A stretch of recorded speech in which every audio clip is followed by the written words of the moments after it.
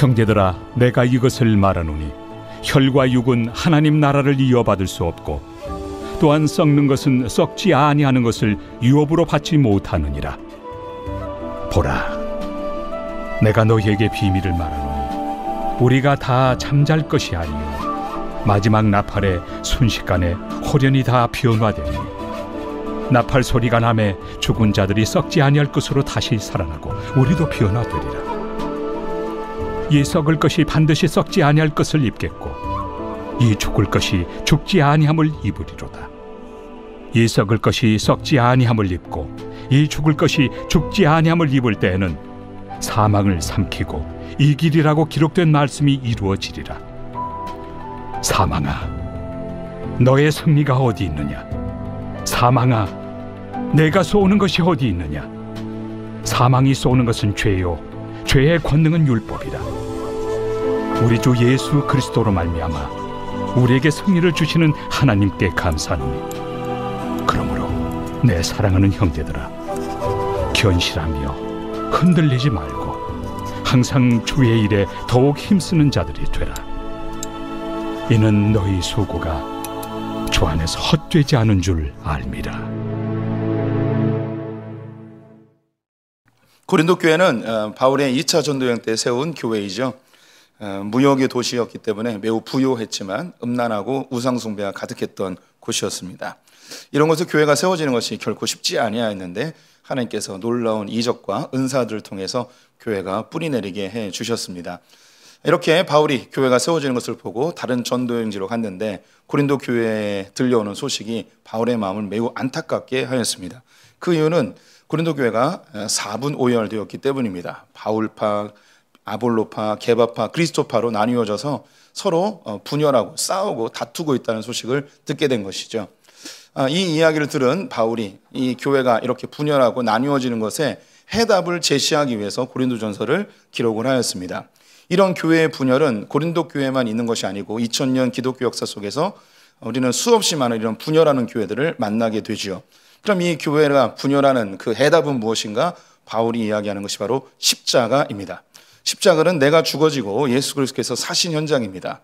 다른 말로 내가 틀렸고 내 생각과 내 판단이 틀렸고 오직 예수 그리스도께서 말씀하신 것만이 옳다라고 인정하는 자리가 바로 십자가의 현장이죠. 놀랍게도 이렇게 교회가 분열하는 그 중심에는 소위 믿음 좋은 사람, 열심 있는 사람, 충성스러운 사람들이 그 중심에 놓여 있다는 거죠. 우리 성도님들도 그런 교회를 경험해 보신 분들이 많이 계실 거예요. 참 신기한 게 믿음 좋은 사람이 그렇게 충성스럽고 열심이고 교회를 위해서 모든 것을 다 바쳐서 헌신하는 그런 사람들이 놀랍게도 교회의 분열과 다툼과 갈등의 그 중심에 늘 놓여 있다는 거죠. 왜 그런가? 그들이 아직 십자가를 온전히 경험하지 못했기 때문이라는 것입니다. 그래서 바울은 교회의 구성원들이 세 종류의 사람들이 있는데 첫 번째, 육에 속한 자입니다. 이들은 교회를 다니고 있지만 아직 거듭나지 않은 세상에 물들어 있는 사람들이죠. 이들 역시 하나님께서는 언젠간 변화시켜서 하나님의 놀라운 제자로 바꿔주실 것입니다. 두 번째는 신령한 자들입니다. 성령에 충만한 자들이죠. 이들은 모든 것을 판단하지만 판단받지 아니하는 사람들입니다. 이 판단을 해석이라고 번역하면 더 쉽게 이해해야 된다고 말씀드렸죠. 이 성령이 충만한 사람들은 우리에게 일어나는 모든 일들을 하나님의 관점으로 해석할 수 있는 자입니다. 하지만 이 성령 충만한 자가 이 땅을 살아가는 그 형태와 방법과 태도를 이 세상 사람들은 해석할 수가 없는 거예요. 왜 이 금요일 저녁에 집에서 쉬지 않고 이렇게 와가지고 못생기고 뚱뚱한 사람이 이야기를 듣고 있는지 세상 사람들은 해석이 안 되는 거죠. 근데 우리는 해석이 되는 거예요. 이 안에 생명의 말씀이 있고 은혜가 있고 하나님을 만날 수 있기 때문에 우리 이곳에 있는 거죠. 왜 11조를 내는지, 왜 주일을 섬기는지, 왜 하나님을 위해서 그렇게 삶을 낭비하고 있는지 세상 사람들 해석을 못하지만 우리는 이 세상의 모든 것을 하나님의 관점으로 해석할 수 있는 자들입니다. 세 번째가 육에 속한 그리스도인이에요. 그들은 하나님 안에서 신실하게 믿음으로 예배하고 교회에 헌신하고 충성하는데 그의 가치관이 아직 육에 속한 자입니다. 아직 완전히 성화되지 않은 이 육에 속한 자들의 특징이 교만입니다. 이 교만은 잘난 척하는 게 아니고 자기가 옳다고 생각하는 것. 내가 옳아라고 생각하는 거죠. 내가 옳으니까 다른 사람, 나와 반대되는 사람, 나와 의견이 다른 사람은 틀린 게 돼버리는 거죠. 그래서 내 의견과 같은 사람이 편이 되고 당이 되어서 무리가 되어져 나와 반대되는 사람과 다투게 되고 분열하게 되고 싸우게 되는 것이죠. 그래서 교회가 그렇게 갈등과 분열과 다툼과 갈라짐이 일어나는 것입니다. 그래서 문제는 바로 이 육에 속한 그리스도인들 때문이라는 것이죠. 그래서 이 육에 속한 그리스도인들은 교회 다니는 거 잘하고 있는 거죠. 충성하고 열심히 하고 헌신하는 거 너무너무 잘하는데 우리의 신앙생활에 정말 중요한 게 뭐냐면 우리의 가치관을 복음적인 가치관으로 바꿔가야 되는 거죠. 그래서 이것을 제가 자주 사용하는 말로 복음이 체질화되어지고 복음이 우리에게 익숙해지는, 그래서 어떤 상황이 딱 벌어지면 어떤 이슈가 딱 터지면 육적인 생각으로 바라보는 것이 아니고 복음적인 관점으로 그 사안을 바라볼 수 있는 그런 능력을 우리가 계속해서 만들어 가야 되는 거죠. 이것을 성경적인 언어로 하면 제자화라고 하고 성화라고도 이야기하고 예수님을 닮아가는 삶, 하나님의 성품을 닮아가는 여러 가지 단어로 쓰겠지만 우리의 가치관을 복음적인 가치관으로 바꾸는 것, 이것이 우리의 신앙생활의 핵심이라 이야기할 수 있겠습니다. 그래서 바울은 고린도 교회에 있는 여러 이슈들을 그들이 생각하는 혹은 세상이 바라보는 그런 관점들을 제시하면서 이거 다 틀렸다, 좌로나 우로나 치우치지 말고 복음적인 완전히 제3의 방법으로 생각하고 판단하고 그렇게 살아가는 것이 그리스도인이다. 우리 그리스도인이 살아가는 방법은 이 세상에 속한 것이 아니고 완전히 새로운 하나님께서 제시하시는 길로 가고 있는 거예요. 그래서 결혼에 대해서, 독신에 대해서, 우상에게 드려진 음식에 대해서, 성에 대하여서, 성도 간의 소송에 대하여서, 그리스도인의 자유에 대하여서, 그리고 고린도 교회의 제일 큰 이슈였던 은사의 문제에 있어서, 그리고 마지막 고린도 전서에서 다루는 이슈는 부활에 대한 이슈입니다. 이것은 우리 인생 전체에서 가장 중요한 질문과 맞닿아 있습니다. 그것은 바로 죽음에 대한 이슈이죠. 그래서 우리 세상이 이야기하는 죽음, 그리고 성경이 이야기하는 죽음, 그리고 죽음 이후의 세계에 대한 질문들, 이것에 대해서 이야기하는데 이것이 기독교인의 가장 중요한 신앙의 기초라고 할 수 있겠습니다. 우리가 이 부활신앙의 중요성을 이미 몇 번 다루었죠. 왜 우리가 이 부활신앙이 중요한가? 첫 번째, 왜 중요한가? 우리가 믿고 있는 예수님은 부활하신 예수님이기 때문입니다. 우리가 믿고 있는 예수님, 그분이 지금 하나님 보좌 우편에 계시는데 그분은 어떤 분이신가? 아기 예수가 아니에요. 그분은 무리를 걷고 있는 예수님이 아니죠. 그분은 십자가에 달려 피를 뚝뚝 흘리고 있는 그 예수님이 아니란 말이에요. 그분은 죽음을 이기시고 부활하셔서 승천하시어 하나님 보좌 우편에 계신 그 예수님을 지금 우리가 믿고 있기 때문에 우리가 믿고 있는 그 예수는 부활하신 분. 그래서 우리의 신앙의 근거, 주소, 그것이 어디 있는가? 부활에 있다는 거죠. 그래서 이 부활이 없다 하면 우리의 모든 신앙생활은 기초가 무너지니까 다 헛되게 되어버리는 것입니다.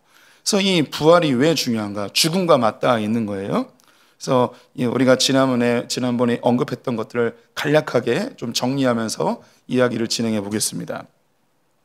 사람들이 일반적으로 죽음에 대해서 어떻게 생각하는가? 죽으면 끝이라고 생각하는 거예요.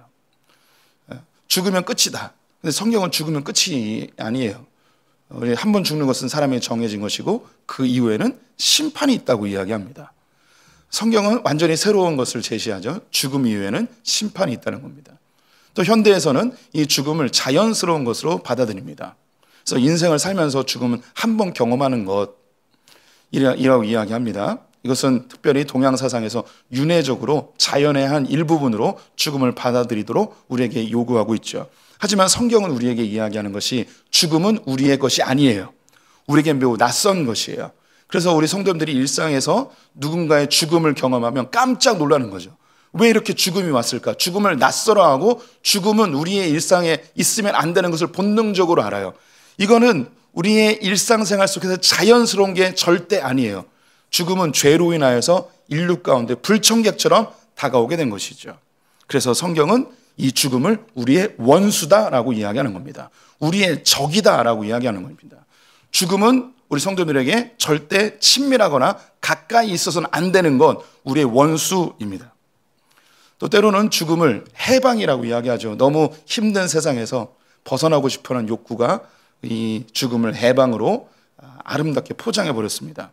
하지만 성경은 이 죽음 이후에 심판이 있고 그리고 영원한 이 무저갱의 지옥으로 가게 된다는 것을 우리가 상상하지도 못하는 처참한 죽음 이후의 세계가 있음을 성경은 이야기해주고 있습니다.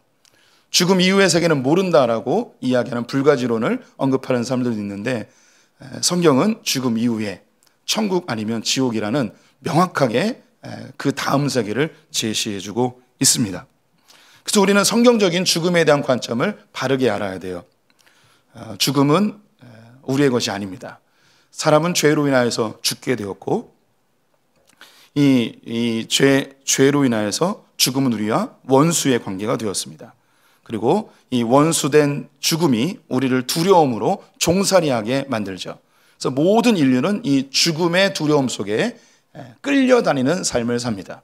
그래서 우리는 죽지 않기 위해서 무엇인가 결정하고 선택하고, 망하지 않기 위해서 우리가 아둥바둥하는 것을 보게 되죠. 그런데 놀랍게도 이 죽음의 문제를 예수님께서 해결해 주셨습니다. 십자가의 죽으심으로 모든 인류의 죄의 문제를 해결하셨죠. 이분을 영접하는 모든 자들은 더 이상 죽음의 종노릇 타지 않고 생명의 법에 의하여 자유함을 누리며 살 수 있게 되는 것이죠. 그래서 우리 성도님들은 더 이상 죄의 종노릇 타지 않고 죄와 무관한 자들이 되는 것입니다. 그래서 우리는 죄와 사망의 법이 아닌 생명의 성령의 법에 의해서 지배당하는 자들임을 성도님들이 꼭 기억해 주셨으면 좋겠습니다. 이건 법이에요, 법. 우리가 한국 시민권을 갖고 있으면 한국의 법에 우리가 지배를 당하고, 반대로 우리가 미국의 시민권을 갖고 있으면 미국의 법에 지배를 당하잖아요. 이제 우리의 시민권은 이 땅이 아니고 하늘에 있기 때문에 이 땅에 죄와 사망의 법에 의해서 지배당하는 게 아니에요. 죄를 지면 벌받고, 나쁜 짓 하면 징계받고, 재앙받고, 이런 우리 법이 아니고, 내가 혹시 죄를 짓고 실수하고 연약하고 부족해도 주님은 생명의 성령의 법에 의하여서 합력하여 선으로 바꿔주시고, 이 죄는 도말해 주시며 우리에게 가장 좋은 것을 주시는 주님. 그래서 새로운 법에 의해서 지배를 당하는 거죠. 죄의 싹은 사망인데 이제 죄의 문제가 해결됐으니까 우리는 생명의 삶, 죽음에 해당되지 않는 삶을 살아가게 되는 것입니다. 그래서 이 부활신앙은 우리에게 엄청난 능력을 제공해 줍니다. 그래서 이 바울은 부활의 역사성, 부활의 신학적 의미, 그리고 부활의 실제적인 우리 신앙생활의 의미를 언급해 주고 있는데요. 이 부분도 다시 좀 정리하면서 가볼게요. 부활의 역사성, 바울이 이야기하는 것, 부활은 구약에서 하나님이 예언하신 것이 성취된 것이라고 이야기합니다. 또 수많은 증인들이 바울 당시에도 살아 있었다는 거죠. 세 번째는 이 제자들이 급격하게 변화됐다는 거예요. 예수님이 십자가에 달릴 때는 두려워서 숨어 있었지만 부활하신 예수를 만난 이후에는 그들은 목숨을 바쳐 복음을 전하는 자로 급격하게 변화되었습니다. 이런 일은 웬만해서는 일어나지 않는 거죠. 목숨을 바칠 정도의 놀라운 변화, 이것은 엄청난 사건을 경험했기 때문입니다.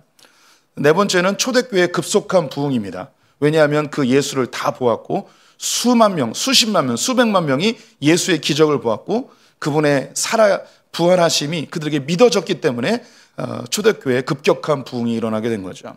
다섯 번째의 증거로 바울의 변화입니다. 바울은 예수 믿는 자를 잡아 죽이러 다녔던 사람이 다메섹 도상에서 부활하신 예수님을 만나자 그는 오히려 그 예수를 전하는 자로 바뀌게 되었죠. 마지막 증거로는 수많은 믿음의 사람들이 목숨을 내걸고 순교를 각오하고 복음을 전했다는 것입니다. 이런 엄청난 부활의 증거들, 부활의 역사성이 이 기독교를 지금까지 유지시켜 준 것이죠. 부활의 필연성이랄까 할까요? 신학적 필연성. 죄의 삭은 사망입니다. 그런데 예수님은 죄 없이 이 땅에 오셨습니다. 죄 없이 오셨기 때문에 그분의 육신이 죽어도 그분은 부활하게 되는 거죠. 신령한 몸으로 부활하시게 되는 거예요. 그래서 부활은 필연적이에요. 이 부활이 있어야만 예수님이 죄 없음이 입증되는 거죠. 예수님이 죄 없음이 입증돼야만 우리의 죄가 다 예수님에게 전가되어 다 소멸되어짐에 확증이 되어집니다. 그리고 예수님은 부활의 첫 열매가 되셨고 부활이 드디어 열매가 맺혀졌기 때문에 그 뒤에 부활은 자연스럽게 따라오는 결과가 되어집니다. 그러면서 바울은 우리에게 이 부활이 실제적으로 다가올 때 두 가지의 연상되어지는 질문을 얘기합니다. 어떻게 죽은 자가 부활할 수 있느냐라는 질문이죠.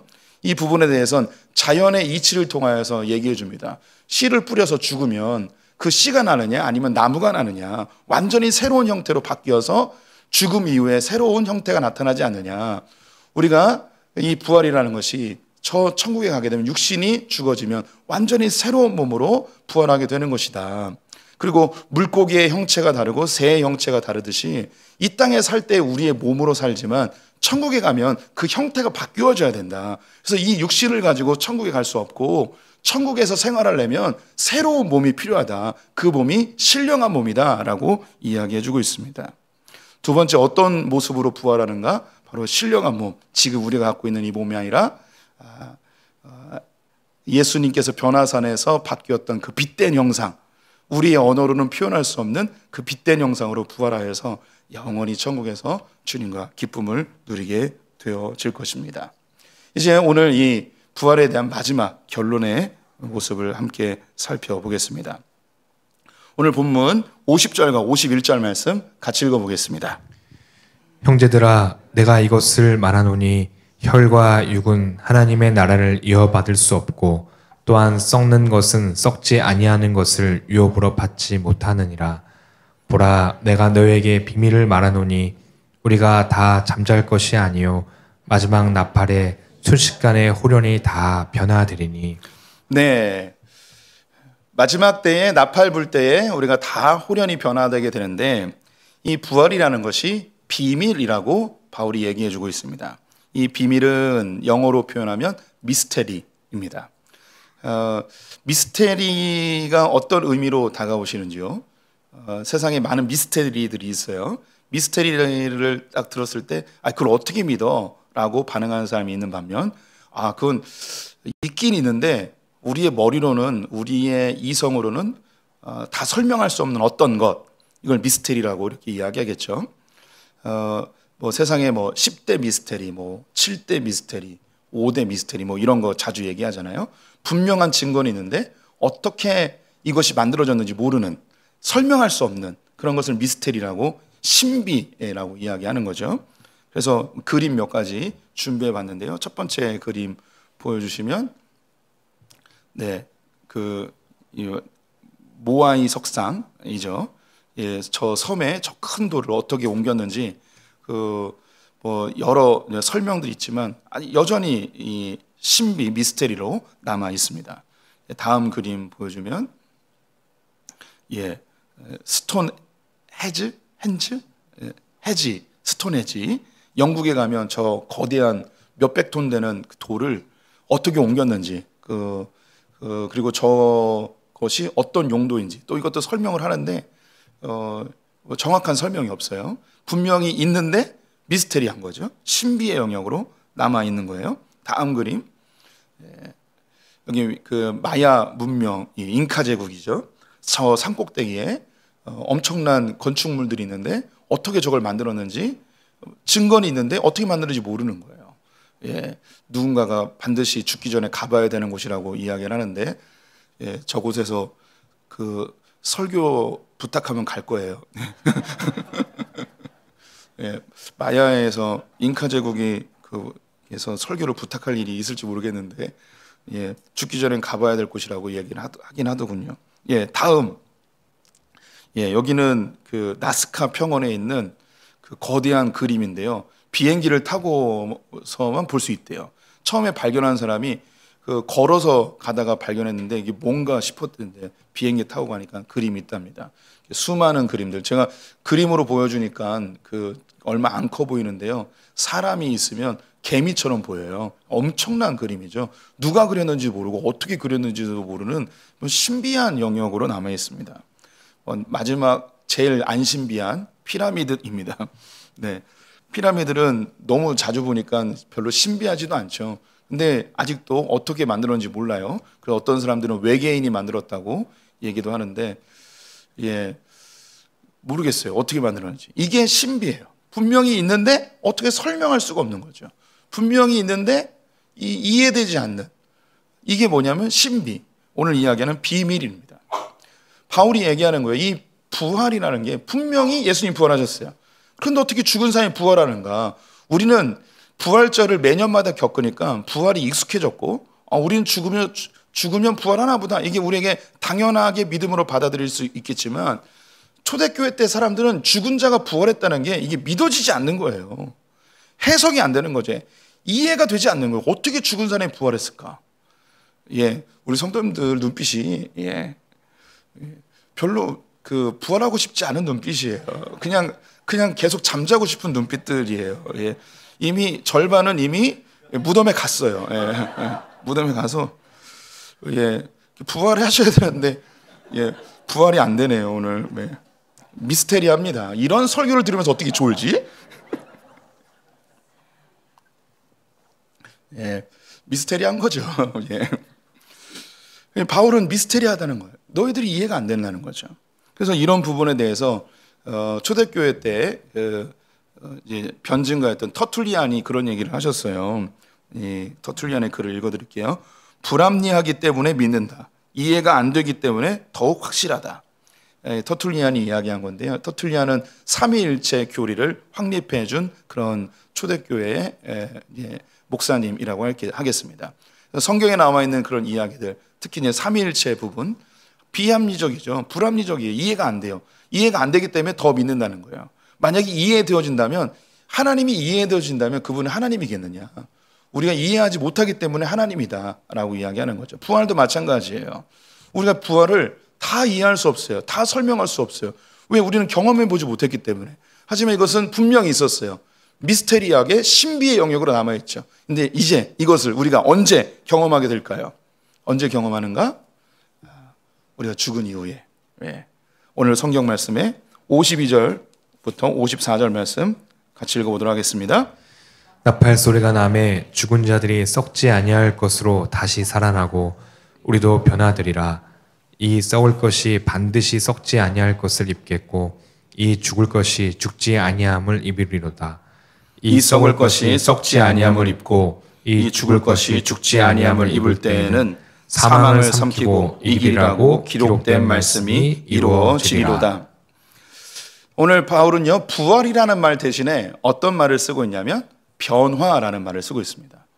그래서 신약 성경에 부활이라는 단어보다 변화라는 말을 훨씬 많이 써요.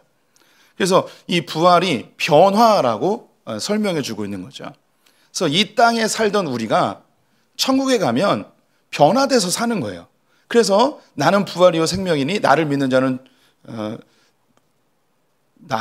자는 죽어도 살겠고 무릇 살아서 믿는 자는 영원히 죽지 아니하리라 라는 말씀이 여기에 해당이 되는 거예요.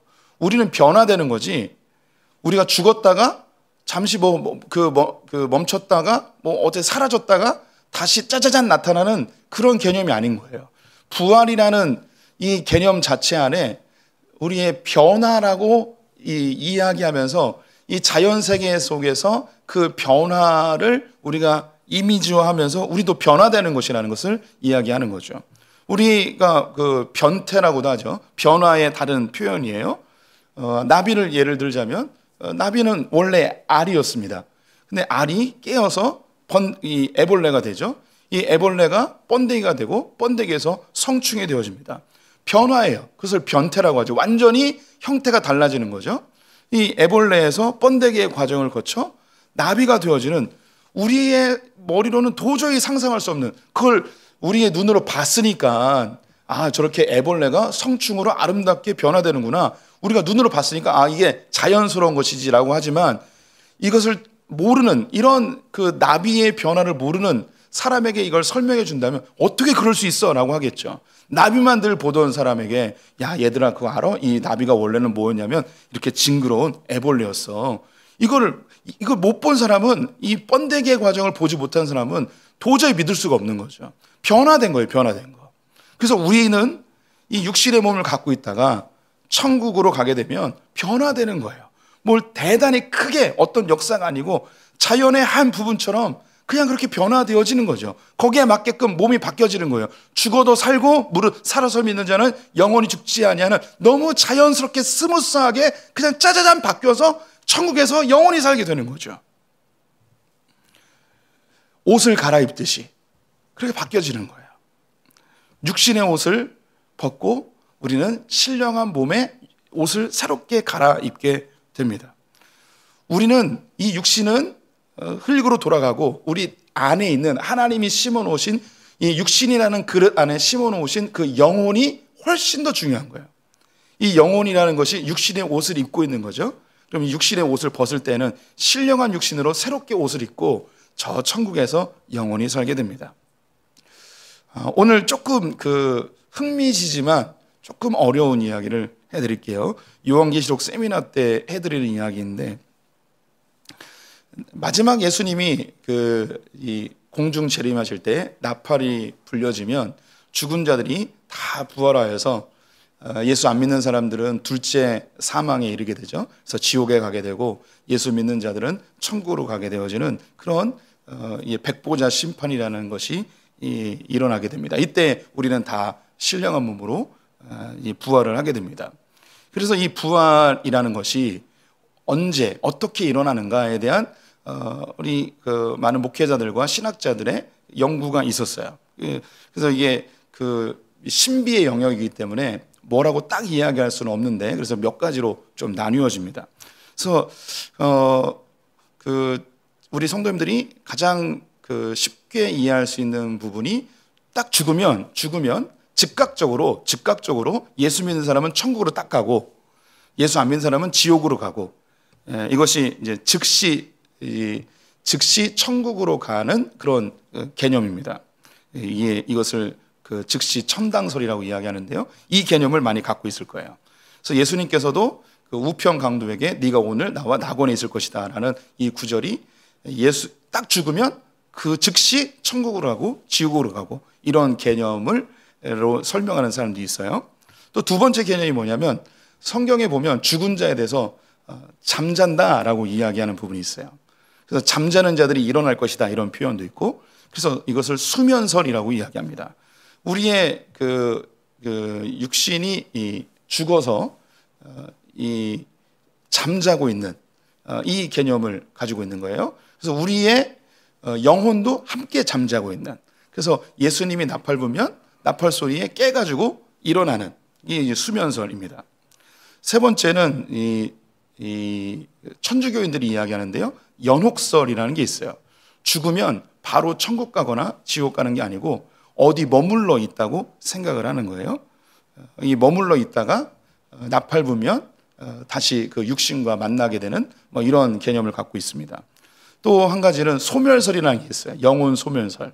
예수 믿는 사람들은 천국 가서 살지만 예수 안 믿는 사람은 다 소멸되어진다는 그런 개념을 이야기하는 사람들이 있습니다.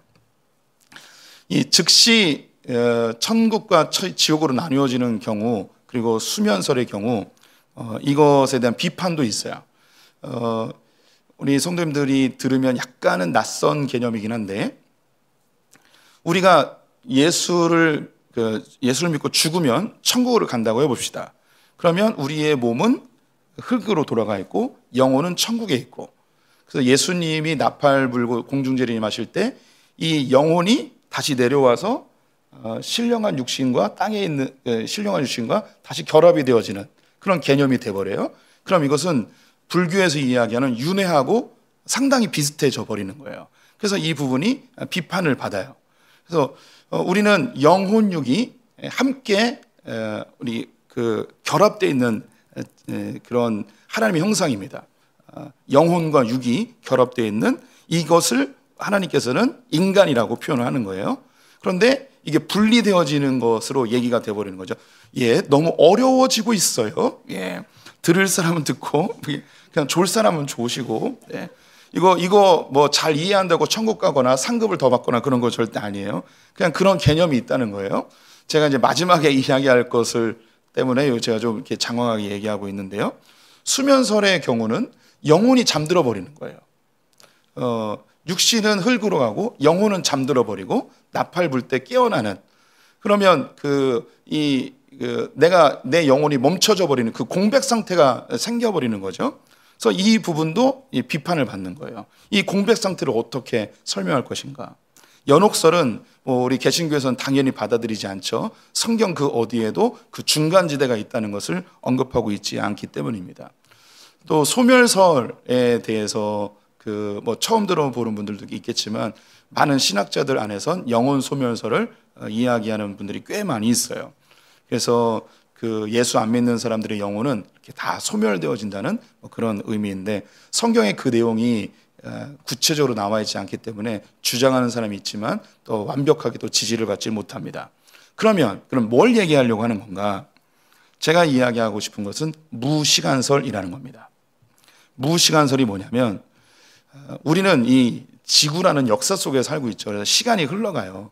그런데 하나님에게는 영원하신 분이잖아요. 영원의 뜻이 뭐냐면 시간이 없다라는 뜻이에요. 영원은 시간이 없다는 거죠. 그래서 이거를 하나님에게는 처음과 끝이고 알파와 오메가시잖아요. 그래서 이 인류의 처음과 끝을 다 알고 계세요. 공간적으로 시각적으로 보게 되면 여기가 알파고 여기가 오메가예요. 하나님은 이걸 통째로 보시는 거죠. 그럼 하나님에게는 5,000년 전이나 지금이나 우리는 5,000년이 흘렀지만 여기가 5,000년 전이고 여기가 지금이에요. 그럼 하나님은 이걸 통째로 보십니다. 그러면 한 번에 보는 거잖아요. 그럼 시간의 개념이 없는 거예요. 지금 내가 있는 시간이나 3,000년 후나 우리는 3,000년 후지만 하나님의 입장에서는 이건 한 번에 보는 거예요. 그래서 이게 무시간설이에요. 그래서 아브라함이 죽은 때나 내가 죽은 때나 똑같은 거예요. 예수님이 죽으신 그 때나 내가 죽은 때나 하나님의 입장에서는 똑같이 한 번에 보는 거죠. 그러면 여기서 예수님이 부활하실 때나 내가 부활할 때나 하나님의 입장에는 똑같은 시간인 거예요. 아브라함이 부활할 때나 모세가 부활할 때나 내가 부활할 때나 우리 엄마가 부활할 때나 다 똑같이 하나님에게는 같은 시간인 거죠.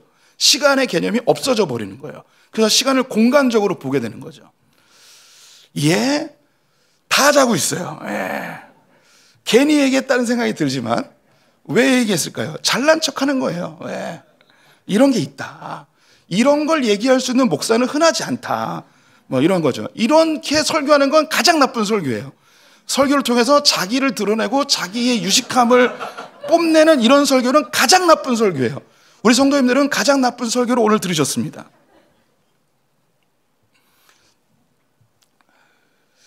그런데 이게 저에게는 큰 위로가 돼요. 왜 위로가 되는가? 왜 위로가 되는가? 하나님은 내 인생을 통째로 보고 계시다는 거예요. 우리 성도님들께서 우리보다 낮은 객체, 쥐나 개미나 이런 것을 예를 들어볼게요. 개미는 너무 작으니까 쥐라고 해보겠습니다. 쥐를 실험하는 거예요. 쥐에게 한 100m 되어지는 그런 트랩을 만들었어요. 그래서 막 이렇게 꼬불꼬불꼬불해서 저 끝에 가면 이 쥐가 좋아하는 치즈가 있는 거예요. 그런데 여기에 여러 가지 장치를 마련했어요. 그래서 처음에는 그 사막길을 막 걸어요. 그 다음에 높은 산을 만들어요. 그 다음에 낭떠러지를 만들어요. 그리고 큰 호수를 만들고요. 그 다음에 평탄한 길을 만들고 또다시 막 이렇게 트랩을 만들어서 맨 끝에 치즈를 하는 거죠. 그래서 이 쥐새끼가 딱 나와가지고 광야를 걷는 거예요. 광야를 뜨거워 미치겠다 막 그러는데 산을 막 올라가는 거죠. 산을 막 올라가요. 와, 내 인생은 왜 이렇게 힘들까? 방금 전에 광야를 지났는데 내 인생은 이렇게 험난하네. 괜히 태어나나 보다. 그래서 꾸역꾸역 올라갔어요. 근데 낭떠러지예요. 그래서 떨어졌어요. 와, 나 이렇게 인생에 한 번에 나락으로 가는가? 그래서 물에 갔는데 내가 이젠 또 홍수까지 만나네. 그런데 여기서 막 낙심하면서 내 인생 포기해야지. 막 이렇게 낙심하고 있는 쥐새끼를 보셨어요. 그러면 우리 성도님들이 그 다음에 펼쳐질 게 뭐냐면 푸른 초장이에요. 그러면 이 쥐에게 뭐라고 이야기하시겠어요? 좀만 참으라고. 좀만 참으면 그 초원이 나온다고. 이렇게 얘기하시겠죠. 그래서 이 쥐에게 막 얘기하는 거예요. 좀만 참어, 좀만 참어. 근데 이 쥐새끼가 알아들을까요? 못 알아들을까요? 못 알아듣는 거예요. 못 알아듣는 거예요. 그래서 못 알아들으니까 편지를 썼어요. 쥐의 언어로. 쥐의 언어로 편지를 써서 쥐에게 딱 떨어뜨려 줬어요. 그래서 이 쥐가 딱 보더니 깜짝 놀라는 거예요. 이거 어디서 났지? 그리고 딱 읽었더니 두려워하지 말고 담대하라. 내가 너와 영원히 함께 할 것이다. 이걸 딱 봤어요. 그럼 이 쥐가 어떨 할까요? 이걸 믿음으로 받아들일 쥐는 나보다 뛰어난 존재가 나를 지켜보고 있구나. 힘을 내야겠구나.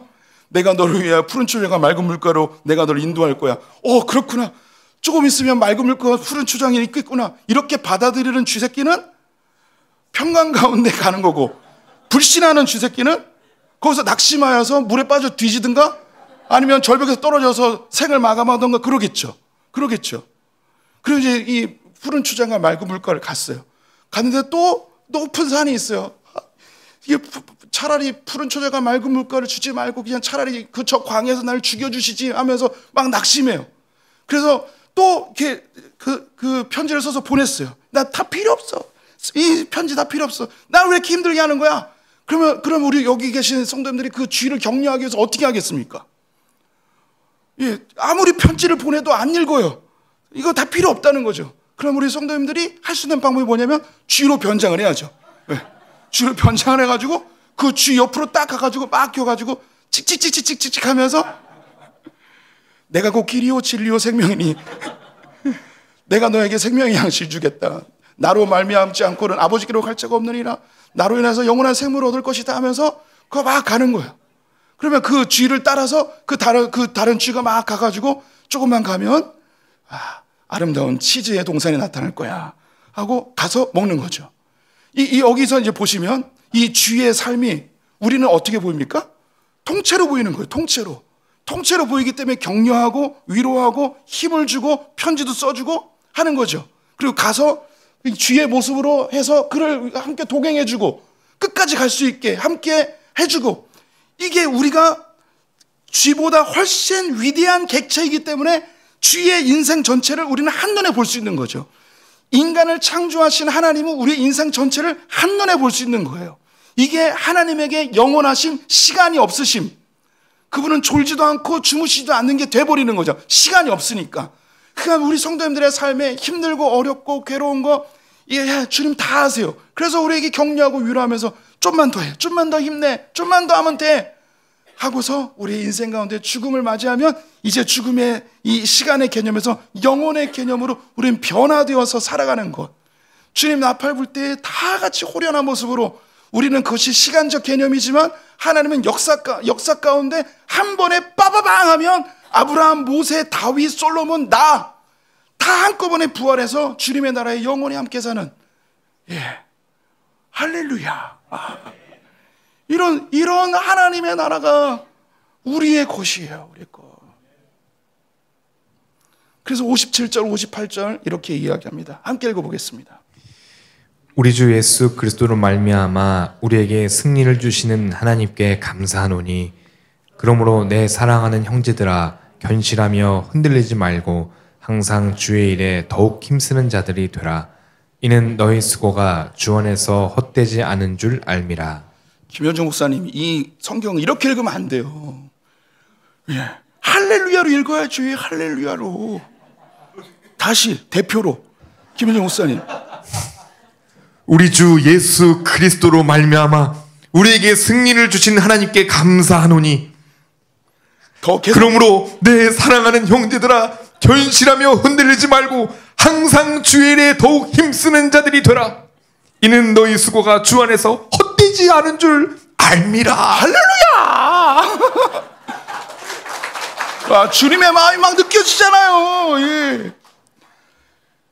그러니 주님께서 주신 이 승리에 대해서 감사하자. 우리의 수고가 헛되지 않다. 더욱 견실하고 흔들리지 말고 이 믿음의 길을 끝까지 걷자. 흔들릴 때 뭘 생각하면 될까요? 쥐새끼를 생각하시면 돼요. 예, 힘들 때마다 쥐새끼를 생각하면서 나는 너와 함께한다. 두려워하지 말고 겁내지 마라. 예, 우리의 인생을 바라보시며 너희들 인생 죽을 것 같지? 끝이 아니야. 너희는 호련히 변화될 거야. 나팔 불 때 주님과 함께 저 영원한 세계에서 복락을 누리게 될 거야. 우리에게 이 죄의 종로로 타지 않고 사망의 두려움 속에 벌벌 떨지 않는 그런 아름다운 나라를 주시는 그 주님, 그것 때문에 우리는 감사하면서 흔들리지 말고 끝까지 믿음 잘 지키자라고 우리를 격려해주고 있습니다. 이 부활신앙이 우리에게 얼마나 소중한지요. 성도님들, 우리는 변화됩니다. 우리 인생이 끝이 아닙니다. 이 엄청난 신비를 우리 성도님들이 깨달으셨습니다. 우리 멋지게 우리 또 기도하면서 신앙을 견고히 해봅시다.